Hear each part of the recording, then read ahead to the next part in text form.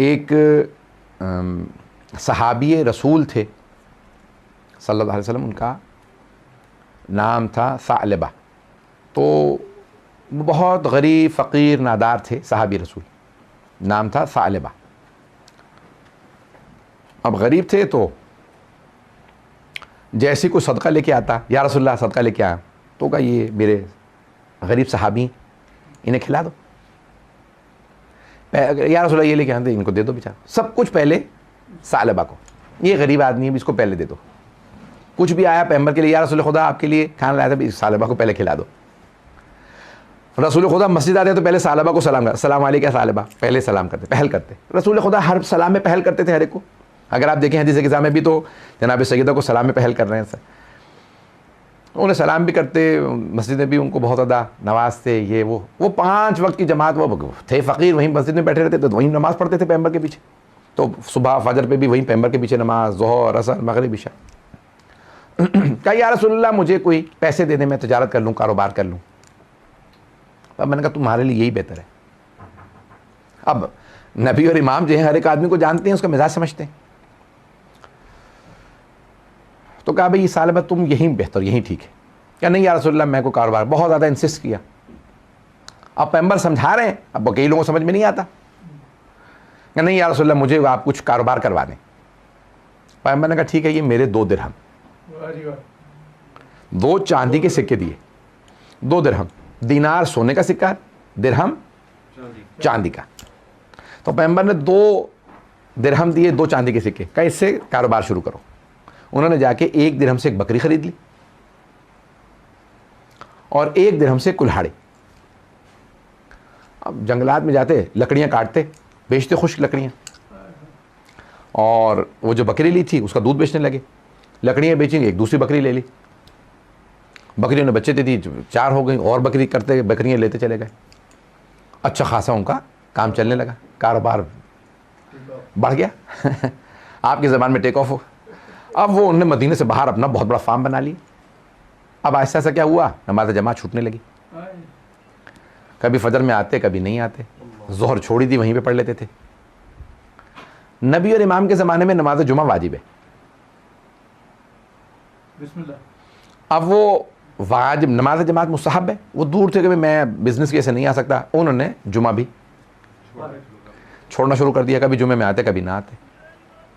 اب ان کی بکریاں سب جب فری چر رہی ہیں، مفت گھاس چرتی ہیں نا، تو پھر زکوٰۃ واجب ہو جاتی ہے. بھائی اتنی بکریاں ہیں. اب ان کے پاس ماشاءاللہ اچھی خاصی بکریاں ہو گئی، بہت زیادہ ریوڑ بن گیا. رسول خدا صلی اللہ علیہ وسلم نے ایک صحابی سے کہا بھی جاؤ جا کے ثعلبہ سے کو زکوٰۃ ادا کرے، زکوٰۃ واجب ہے، میرے دل میں زکوٰۃ واجب ہے.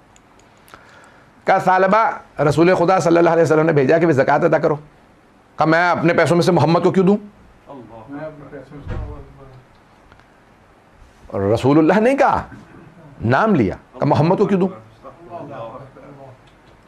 میرے پیسے میں کیوں دوں زکوٰۃ؟ یہ نہیں. اچھا کئی مرتبہ ایسا ہوتا ہے کہ کوئی بات بری کہتا ہے نا، جب تک کوئی آپ کو بتائے نا تو آپ کو تو پتہ نہیں، سنا نہیں تھا. اچھا پیغمبر اسلام تو جانتے بھی ہیں، دیکھ بھی رہے ہیں. ان صحابہ نے بھی آ کے انہی الفاظ کے ساتھ پیغمبر کو کہا، وہ تو یوں کہہ رہے تھے. پیغمبر کو بہت دل شکنی ہوئی. کاروبار میں نے شروع کرایا، کھانا پلانا میرا، سب کچھ اس کو زکوٰۃ واجب ہے میرا ماننے والا. اور میں خود تو اپنے لیے تو نہیں مانگ رہا، کہہ رہا ہوں کہ ناداروں کو، غریبوں کو دے. خود بھی اس وقت سے گزرا. اب رسول اسلام نے کہا یا علی آپ جا کے ثعلبہ سے میرے 2 درہم لے آئیے. اب جناب امیر سے کہا، جناب امیر آ کے ثعلبہ رسول خدا کہتے ہیں میرے 2 درہم واپس کرو. ہاتھ پہ رکھو، میں اٹھاؤں گا. مانگ نہیں رہا. پتہ نہیں لوگ ہیں یا نہیں، ہاتھ نہیں پھیلایا. پیغمبر نے جب دے رہے تھے نا تو برکت آ رہی تھی. کہا کہ یا علی وہ جو میری برکت ہے واپس لائیے. پتہ نہیں لوگ ہیں یا نہیں ہیں. تو جناب امیر نے کہا وہ 2 درہم. کہا اب میرے پاس بڑا پیسہ، محمد کے 2 درہم واپس. جیسے ہی وہ 2 درہم دیے، بکریاں مرنے لگی. وبا پھیلی، ساری بکریاں مر گئی. پتہ نہیں لوگ ہیں یا نہیں. فصلیں اجڑ گئیں، ان کے جو باغات تھے سب اجڑ گئے. دوبارہ فقیر ہو کے مسجد نبوی کے باہر آ گئے. اب جیسے ہی پیغمبر کو آتا دیکھا، خود اٹھے، کہا السلام علیکم یا رسول اللہ. پیغمبر اسلام ان کو جواب دیے بغیر چلے گئے.